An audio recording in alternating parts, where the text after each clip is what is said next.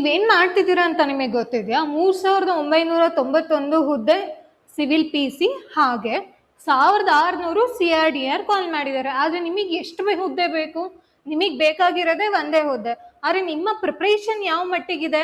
ನಿಜವಾಗ್ಲೂ ಅದು ಯಾರ್ಯಾರು ಎಷ್ಟು ನೀಟಾಗಿ ಪ್ರಿಪೇರ್ ಆಗ್ತಿದಿರೋ ಗೊತ್ತಿಲ್ಲ. ಬಟ್ ಈ ಆಪರ್ಚುನಿಟಿಲಿ ಏನಾದ್ರು ನೀವು ಜಾಬ್ ಮಾಡ್ಕೊಂಡಿಲ್ಲ ಅಂತ ಅಂದ್ರೆ ಇನ್ನ ನೆಕ್ಸ್ಟ್ ಬರೋ ನೋಟಿಫಿಕೇಶನ್ ಯಾವಾಗ ಬರುತ್ತೆ ಅಂತಾನು ಹೇಳೋದಿಕ್ಕಾಗಲ್ಲ. ಈ ಸರ್ಕಾರಿ ಹುದ್ದೆ ಒಂದು ಕನ್ಸಂತಾನೆ ಹೇಳ್ಬಿಡ್ಬೇಕಾಗತ್ತೆ. ಓಕೆನಾ? ಸೊ ನಾನು ಅದಕ್ಕೆ ಒಂದು ಸೂತ್ರ ತಂದಿದ್ದೀನಿ. ಏನಂತ ಅಂದ್ರೆ ನಿಮ್ಮ ಸಿಲೆಬಸ್ ಜೊತೆಗೆ ಅದ್ರ ಜೊತೆಗೆ ಪ್ರೀವಿಯಸ್ ಇಯರ್ ಕ್ವಶನ್ ಪೇಪರ್ಸ್ ಇರ್ಬೋದು, ಅಂಡ್ ನಾನು ಎಕ್ಸ್ಪ್ಲೇನ್ ಮಾಡ್ತಿರುವಂತ NCG PC ಸೆಲೆಕ್ಷನ್ ಕಿಟ್, ಅದ್ರ ಜೊತೆಗೆ ನಮ್ಮ NCG ಸಂಸ್ಥೆಯ PC ಟೆಸ್ಟ್ ಸೀರೀಸ್ ನ ನೀವು ಈ ಸೂತ್ರನ ನೀವು ಫಾಲೋ ಮಾಡಿದ್ರೆ ಅಂದ್ರೆ ನಿಮ್ಮ ಸಿಲೆಬಸ್ ಕವರ್ ಆಗಿರ್ಬೇಕು. ನೀವು ಕ್ಲಾಸಸ್ ತಗೊಂಡಿದ್ರು ಅಥವಾ ಟೆಕ್ಸ್ಟ್ ಬುಕ್ ಓದ್ತಿದ್ರು, ಸೆಲ್ಫ್ ಸ್ಟಡೀಸ್ ಮಾಡ್ತಿದ್ರು, ಅಟ್ಲೀಸ್ಟ್ ನಿಮ್ಮ ಏನ್ ಸಿಲೆಬಸ್ ಕೊಟ್ಟಿದ್ದಾರೆ PCಗೆ ಅದನ್ನ ಕವರ್ ಮಾಡಿರ್ಬೇಕು. ಅಂಡ್ ಅದ್ರ ಜೊತೆಗೆ previous year question paper refer ಮಾಡಿರ್ಬೇಕು. ಅದು PCದು ಹೌದು, ಅದ್ರ ಜೊತೆಗೆ KA ಫಾರ್ಮೆಟ್ ಏನ್ ಬಂದಿದೆ, ಇದಕ್ಕಿಂತ ಮುಂಚೆ ಎಕ್ಸಾಮ್ಸ್ ಏನ್ ಕಂಡಕ್ಟ್ ಮಾಡಿದ್ದಾರೆ ಅದ್ರದ್ದು, ಅದ್ರ ಜೊತೆಗೆ ನಮ್ಮ NCG PC ಸೆಲೆಕ್ಷನ್ ಕಿಟ್. ಯಾಕೆ ಇದನ್ನ PC ಸೆಲೆಕ್ಷನ್ ಕಿಟ್ ಅಂತ ಇಟ್ಟಿದೀವಿ ಅಂತ ಅಂದ್ರೆ ಮೇಜರ್ ಆಗಿ ಮಾಡಿರೋದೇ ಪೊಲೀಸ್ ಕಾನ್ಸ್ಟೇಬಲ್ ಹುದ್ದೆಗೋಸ್ಕರ. ಅಂತ ಅಂದ್ರೆ ರೀಸೆಂಟ್ ಕರೆಂಟ್ ಅಫೇರ್ಸ್ ಏನಿದೆ, ಕರೆಂಟ್ ಅಫೇರ್ಸ್ ಮೇಲೆ MCQs ಇರ್ಬೋದು, ಕರೆಂಟ್ ಅಫೇರ್ಸ್ ಬೇಸ್ಡ್ ಇರ್ಬೋದು, ಅಂಡ್ ಅದ್ರ ಜೊತೆಗೆ subject MCQs, top subject MCQs ನಾವು ಸೆಲೆಕ್ಟ್ ಮಾಡಿದೀವಿ. ಮತ್ತೆ ನಮ್ಮ NCG ಸಂಸ್ಥೆಯ PC ಟೆಸ್ಟ್ ಸೀರೀಸ್ ಇಷ್ಟು ಕೂಡ ನೀವು ಫಾಲೋ ಮಾಡಿದ್ರೆ ಖಂಡಿತ 99% ನೀವು PC ಹುದ್ದೆನ ತಗೊಳ್ಳೋದಂತೂ ಗ್ಯಾರಂಟಿ. ಓಕೆನಾ? ಸೊ ಹಾಗಾದ್ರೆ ಈ NCG PC selection kit last video ಯಾರ್ಯಾರು ನೋಡಿಲ್ಲ, ನಾನು ಅದರಲ್ಲಿ ಅಂತ ಅಂದ್ರೆ ಆ PC ಸೆಲೆಕ್ಷನ್ ಕಿಟ್ ಅಲ್ಲಿ ಕರೆಂಟ್ ಅಫೇರ್ಸ್ ಕೂಡ ಬರುತ್ತೆ. ನಿಮ್ಮ ನವೆಂಬರ್ ಮಂತ್ ಇಂದ ಮೇ ಮಂತ್ ವರೆಗೂ ಅದರಲ್ಲಿ ಕರೆಂಟ್ ಅಫೇರ್ಸ್ ಮತ್ತೆ ಕರೆಂಟ್ ಅಫೇರ್ಸ್ ಬೇಸ್ಡ್ ಎರಡೂ ಕೂಡ ಇತ್ತು. ಸೊ ಅದರಲ್ಲಿ ನಾನು ಕರೆಂಟ್ ಅಫೇರ್ಸ್ ಪಾರ್ಟ್ 1 ನಾನು ಮಾಡಿದ್ದೀನಿ ಆಲ್ರೆಡಿ.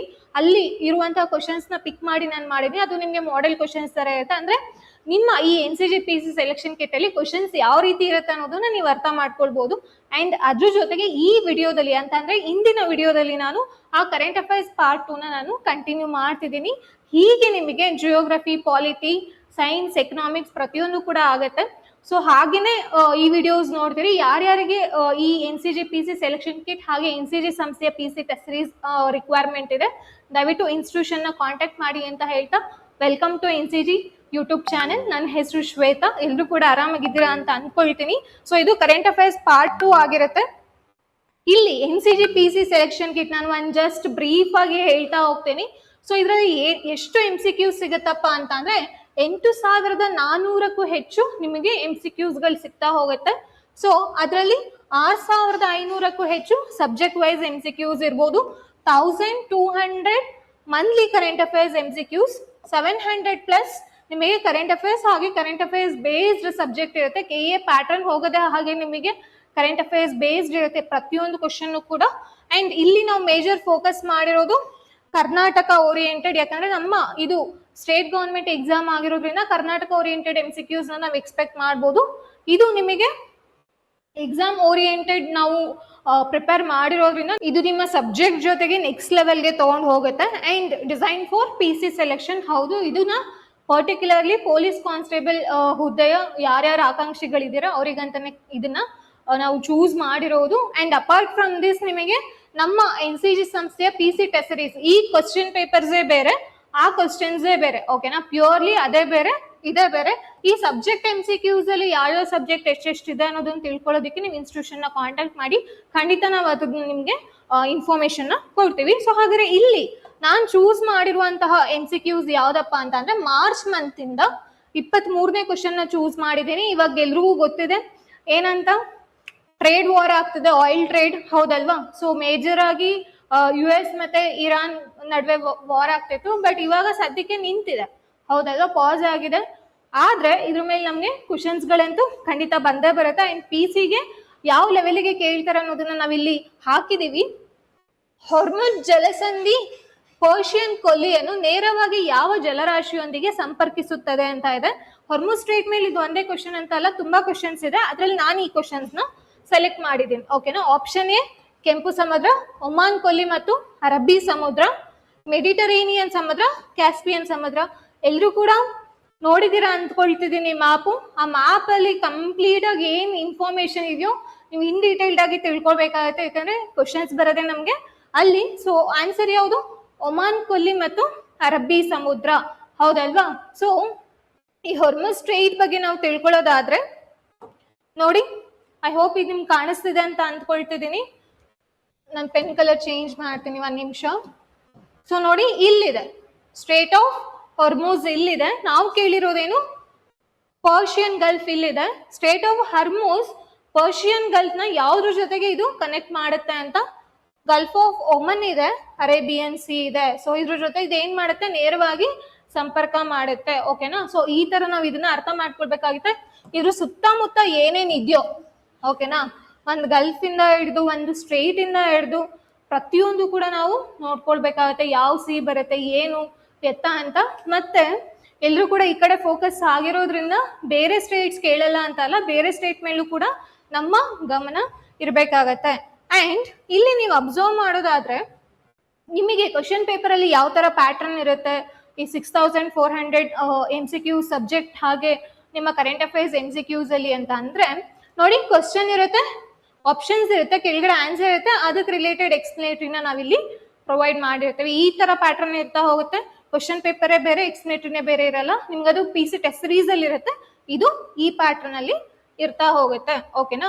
ನೆಕ್ಸ್ಟ್ ಕ್ವಶನ್ ನೋಡೋಣ. ನೆಕ್ಸ್ಟ್ ಕ್ವಶನ್ಗೆ ಹೋಗೋದಕ್ಕಿಂತ ಮುಂಚೆ, ಸೊ ಇವಾಗ PC ಸಿವಿಲ್ CR DR ಜೊತೆಗೆ ನಾವು ನೆಕ್ಸ್ಟ್ ಏನ್ ಎಕ್ಸ್ಪೆಕ್ಟ್ ಮಾಡ್ತಿದೀವಿ ಅಂತ ಅಂದ್ರೆ VAO ಹಾಗೆ KAS ನೋಟಿಫಿಕೇಶನ್ ಇರ್ಬೋದು, FDA SDA group C notification ನ ಎಕ್ಸ್ಪೆಕ್ಟ್ ಮಾಡ್ತಿದೀವಿ. ಯಾಕಂತ ಅಂದ್ರೆ VAದು 572 ಪೋಸ್ಟ್ಗೆ ಆರ್ಥಿಕ ಇಲಾಖೆ ಅನುಮೋದನೆ ಕೊಟ್ಟಿದೆ. ರೋಸ್ಟರ್ ಪಾಯಿಂಟ್ ಕೂಡ ರೆಡಿ ಆಗಿದೆ. ಸೊ ಯಾವಾಗ ಬೇಕಾದ್ರೂ ಕೂಡ ನೋಟಿಫಿಕೇಶನ್ ಈಚೆ ಬರ್ಬೋದು.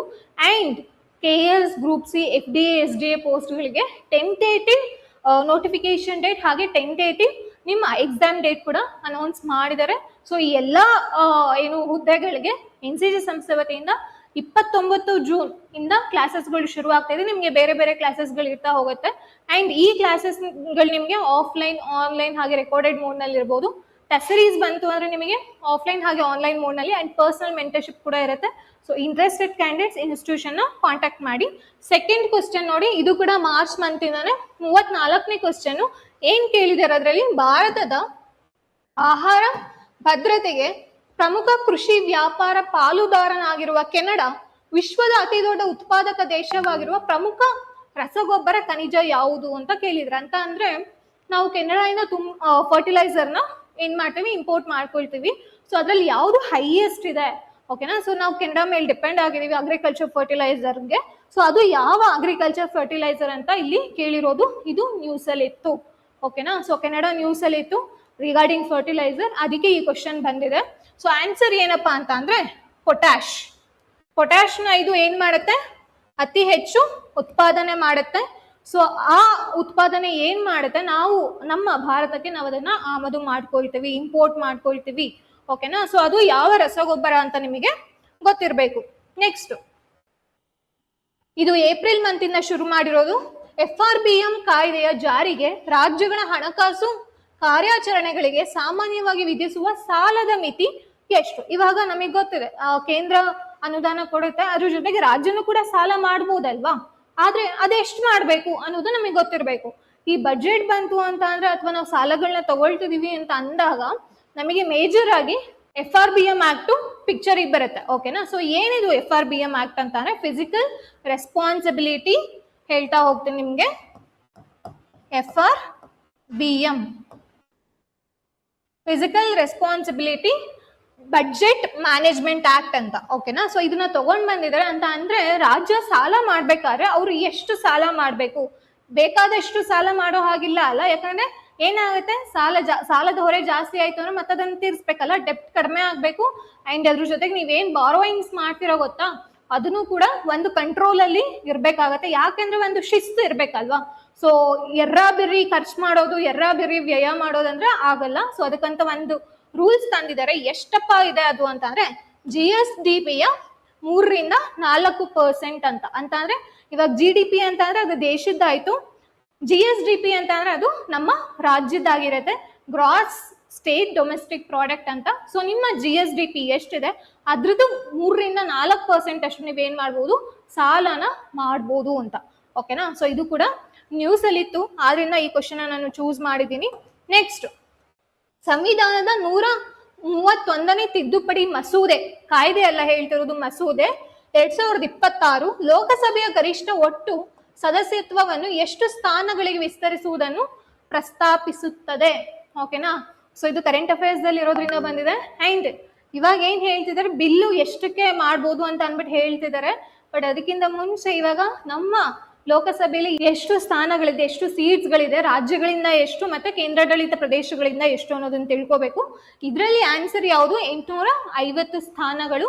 ಸೊ ಅದ್ರಲ್ಲಿ 815 ಬಂತು ಅಂದ್ರೆ ರಾಜ್ಯಗಳಿಂದ, ಇನ್ನ 35 ಬಂತು ಅಂದ್ರೆ ಕೇಂದ್ರಾಡಳಿತ ಪ್ರದೇಶಗಳಿಂದ. ಒಂದೇನಂತ ಅಂದ್ರೆ ನಿಮಗೆ ಇವಾಗ ಪಾಪ್ಯುಲೇಷನ್ ಜಾಸ್ತಿ ಆಗ್ತದೆ, ಹೌದಲ್ವಾ? ಸೊ ಇವಾಗ ಸೆನ್ಸಸ್ ಕೂಡ ಮಾಡಿದ್ರೆ ಪಾಪ್ಯುಲೇಷನ್ ಜಾಸ್ತಿ ಆಗ್ತಿದೆ. ಪಾಪ್ಯುಲೇಷನ್ ಜಾಸ್ತಿ ಆಗ್ತಿದ್ದಂಗೆ ರೆಪ್ರೆಸೆಂಟೇಷನ್ ಕೂಡ ಜಾಸ್ತಿ ಆಗ್ಬೇಕಲ್ವಾ? ಸೊ ಆದ್ರಿಂದ ಲೋಕಸಭಾ ಸ್ಥಾನ ಏನ್ ಮಾಡ್ತಿದ್ದಾರೆ, ಜಾಸ್ತಿ ಮಾಡ್ತಿದ್ದಾರೆ. ಸೊ ಅದು ಪ್ರಪೋಸ್ಡ್ ಎಷ್ಟಿದೆ ಅಂತ ಇಲ್ಲಿ ಕೇಳಿರುವಂತದ್ದು. ನೆಕ್ಸ್ಟ್ ಕ್ವಶನ್ ನೋಡೋಣ. ಇದನ್ನ ಮೇ ಮಂತ್ ಇಂದ ತಗೊಂಡು 19ನೇ ಕ್ವಶನ್ ಅಲ್ಲಿ ತಗೊಂಡಿರುವಂತದ್ದು. ಈ ಕ್ವಶನ್ ಏನ್ ಹೇಳ್ತಿದೆ ಅಂತ ಅಂದ್ರೆ, ಯಾವ ರಾಷ್ಟ್ರೀಯ ಡಿಜಿಟಲ್ ಸಾಕ್ಷರತಾ ಉಪಕ್ರಮ ಏನಿದೆ, ಓಕೆನಾ, ಆ ಅಡಿಯಲ್ಲಿ ಸಿಕ್ಕಿಂ ಅನ್ನು ಮೇ 27, 2026 ಸಂಪೂರ್ಣ ಸಾಕ್ಷರ ರಾಜ್ಯವೆಂದು ಘೋಷಿಸಲಾಯಿತು ಅಂತ ಕೇಳಿದ್ದಾರೆ. ಓಕೆನಾ, ಸೊ ಇವಾಗ ಇಲ್ಲಿ ಅಂತ ಅಂದ್ರೆ ಸಿಕ್ಕಿಂ ಬಂತು ಅಂದ್ರೆ ನಿಮಗೆ ಏನಾಗುತ್ತೆ, ಕಂಪ್ಲೀಟ್ ಸಾಕ್ಷರ ರಾಜ್ಯ ಅಂತ ತಗೊಂಡಿದೀವಿ. ಅದು ಯಾವ ಉಪಕ್ರಮದ ಅಡಿಯಲ್ಲಿ ಅಂತ ಕ್ವಶನ್ ಆಗಿರೋದು. ಇದು ಕರೆಂಟ್ ಅಫೇರ್ಸ್ ಅಲ್ಲಿ ಇತ್ತು. ಸೊ ನೋಡಿ, ಮೊದಲನೇ ಆಪ್ಷನ್ ಪಡೆ ಭಾರತ್ ಬಡೆ ಭಾರತ್ ಉಲ್ಲಾಸ್ ಉಪಕ್ರಮ, PMG ದಿಶಾ ಅಂತ ನೋಡಿ, ಸಾಕ್ಷರ್ ಭಾರತ್ ಮಿಷನ್. ಓಕೆನಾ, ಸೊ ಇಷ್ಟು ಆಪ್ಷನ್ಸ್ ಇದೆ. ಈ ಯಾವ ಉಪಕ್ರಮದ ಅಡಿಯಲ್ಲಿ ಸಿಕ್ಕಿಂ ಸಂಪೂರ್ಣ ಸಾಕ್ಷರ ರಾಜ್ಯ ಅನ್ನೋ ಒಂದು ಟೈಟಲ್ ನ ಪಡ್ಕೊಂಡಿದೆ ಅಂತ. ಓಕೆನಾ, ಸೊ ನಿಮಗಿಲ್ಲಿ ನೋಡೋದಾದ್ರೆ ಇದನ್ನ ಈ ಇನಿಷಿಯೇಟಿವ್ ನ ಶುರು ಮಾಡಿರೋದು ಮಿನಿಸ್ಟ್ರಿ ಆಫ್ ಎಜುಕೇಶನ್, ಶಿಕ್ಷಣ ಸಚಿವಾಲಯ ಶುರು ಮಾಡಿರುವಂತದ್ದು. ಸೊ ಇದ್ರಲ್ಲಿ ಯಾವ ಉಪಕ್ರಮ ಅಂತ ಅಂದ್ರೆ ಉಲ್ಲಾಸ್ ಉಪಕ್ರಮ ಅಂತ. ಇದು ಲೈಫ್ ಲಾಂಗ್ ಲರ್ನಿಂಗ್ ಇದು.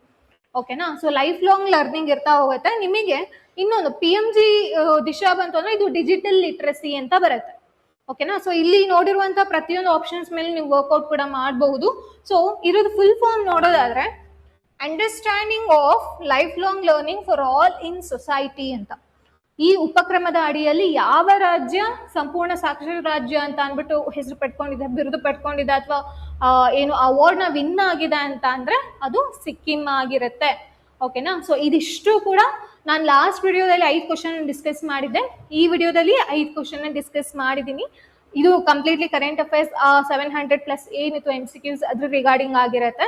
ಇನ್ನು ಸಬ್ಜೆಕ್ಟ್ ವೈಸ್ 6400+ ಏನಿದೆ ಅದು ನಿಮ್ಗೆ ಈ ಸಬ್ಜೆಕ್ಟ್ ನಾನು ಮಾಡ್ತಾ ಹೋಗ್ತೀನಿ. ಸೊ ಇದು ನಿಮಗೆ ಏನು ಎಕ್ಸಾಮ್ ಅಲ್ಲಿ ಕೂಡ ಹೆಲ್ಪ್ ಆಗ್ತಾ ಹೋಗುತ್ತೆ. ನೆಕ್ಸ್ಟ್ ಜಿಯೋಗ್ರಫಿ ಅಥವಾ ಸೈನ್ಸ್ ನಾನು ಚೂಸ್ ಮಾಡ್ತೀನಿ. ಯಾರ್ಯಾರು ವಿಡಿಯೋನ ನೋಡ್ತಿದ್ರೆ ಇದು ಹೀಗೆ ಸಿರೀಸ್ ಕಂಟಿನ್ಯೂ ಆಗುತ್ತೆ. ಓಕೆನಾ, ಸೊ ಇದ್ರ ರಿಗಾರ್ಡಿಂಗ್ ಏನಾದ್ರು ಕ್ವೈರೀಸ್ ಇತ್ತು ಅಂದ್ರೆ ದಯವಿಟ್ಟು ಕಮೆಂಟ್ ಸೆಕ್ಷನ್ ಅಲ್ಲಿ ತಿಳಿಸಿ ಅಂತ ಹೇಳ್ತಾ will see you in the next session. Thank you.